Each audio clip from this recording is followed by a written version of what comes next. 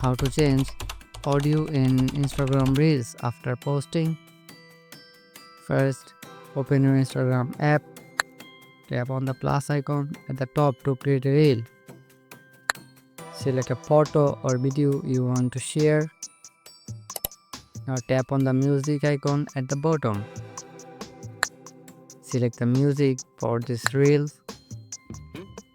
Then tap on done. Tap on next at the bottom. Now tap on share. Wait a few seconds to upload this reel on Instagram. Here is the reel I just uploaded. Tap on the three dots. Multiple options will appear. Tap on delete and copy to draft. Tap on delete and copy reel to confirm. This reel will go to the draft folder. Here are my drafted reels. Tap on the pencil icon to edit this reel. Now remove the previous audio. Then tap on plus icon to add new audio.